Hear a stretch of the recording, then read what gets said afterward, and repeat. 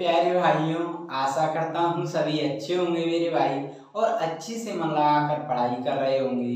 तो मेरे प्यारे भाइयों, आज हम इस वीडियो में कक्षा 10 गणित का प्रश्नावली 10.2 का प्रश्न संख्या 4 को सॉल्व करेंगे। आइए मेरे भाइयों सॉल्व करते हैं।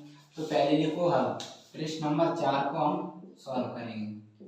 तो क्या दिया है सिद्ध कीजिए कि किसी व्रत के, ये कह रहा है किसी व्रत, तो एक व्रत कह रहा है तो व्रत ऐसे बना लिया। आप प्रकार से यहाँ पर बनाओगे तो यहाँ पर ये नोक आएगी, यहाँ इसको बोलते हैं केंद्र। तो केंद्र को क्या मान लेते हैं हम यहाँ पर ओ, केंद्र को मान लेते हैं मेरे भाइयों ओ। ठीक है। अब क्या कह रहा है किसी व्रत के किसी व्यास, व्यास कह रहा है तो व्यास क्या होता है आप जानते हो, व्यास होता है जो व्रत के अंत्य बिंदु, व्रत के अंत्य बिंदु होते हैं क्या, ए बी, जो रेखाखंड दो बिंदुओं के रेखाखंड को जोड़ने वाला और व्रत के अंत्य बिंदु पर स्थित होते हैं। तो ये व्यास खींच लिया हमने। ठीक है, ये ए बी।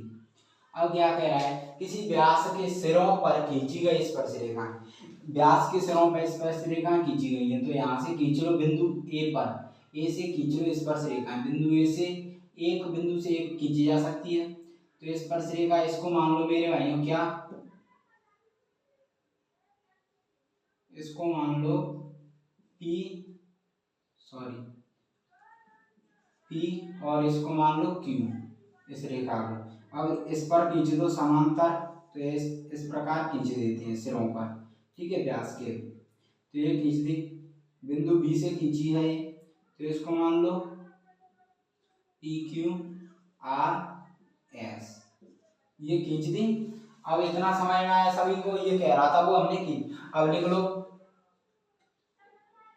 ओ केंद्र ए बी व्यास, ओ केंद्र है ए बी, इसमें व्यास पी क्यू स्पर्श बिंदु ए से पी क्यू स्पर्श रेखा व्यास के सिरों से। ठीक है, ऐसे ही बिंदु बी से आर एस स्पर्श रेखा खींची। ठीक है, ये तो हमें क्वेश्चन में दिया है, किया है हमने। अब आप जानते हो कि ये व्यास है, ये त्रिज्या को दो भागों में बांटता है किसी वृत्त का व्यास। तो ये त्रिज्या वही ओ है, तो आप जानते हो स्पर्श रेखा इस पर, तो स्पर्श रेखा त्रिज्या होती है वो स्पर्श रेखा पर लंब होती है। तो यहाँ पर हम लिख सकते हैं कि ओ ए त्रिज्या स्पर्श रेखा पी क्यू पर लंब होगी। तो लंब किससे होती है, प्रमेय 10.1 से। ठीक है, तो ये क्या हो जाएगा फिर एंगल, ये 90 डिग्री का हो जाएगा ये एंगल। तो angle O A Q equal to कितना है, 90 डिग्री का। ठीक है, अब दूसरी चीज ओ बी त्रिज्या होगी आर एस पर लंब, प्रमेय 10.1 से। ठीक है, तो यहाँ पर क्या होगा एंगल ओ बी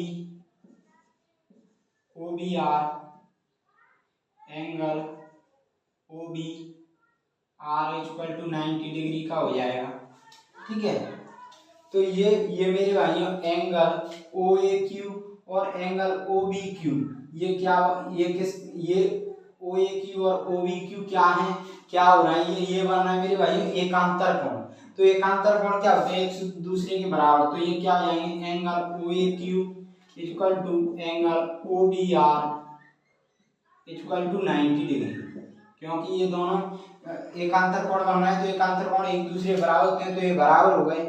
तो मेरे भाइयों अब हमें निकालना क्या था, हमें प्रूफ करना है मेरे भाइयों। पहले यहाँ पे लिख लो, प्रूफ करना था हमें, क्या प्रूफ करना है, पी क्यू ये रेखाएं ये समांतर हैं आर एस के, ये हमें प्रूफ करना है। ठीक है, ये दोनों समांतर हैं। तो आप जानते हो जब एकांतर कोण बन गया हमारा, तो एकांतर कोण कब बनता है, जब दो रेखाएं समांतर हो उससे तीसरी रेखा जाए। तो ये दो रेखाएं समान, ये दो रेखाएं ये रही और इस पर से तीसरी रेखा जा रही, तो एकांतर कोण तभी बनता है। तो मेरे भाइयों फिर क्या हो जाएगा, ये एकांतर कोण है तो PQ समांतर हो जाएगा किसके, RS के। ठीक है, ये एकांतर कोण समांतर हो गया। और यही क्या है मेरे भाइयों हमें निकालना था, तो ये क्या है, सिद्ध हो गया। ठीक है, तो मेरे भाइयों आशा करता हूं आपको ये प्रश्न अच्छे से समझ में आया होगा।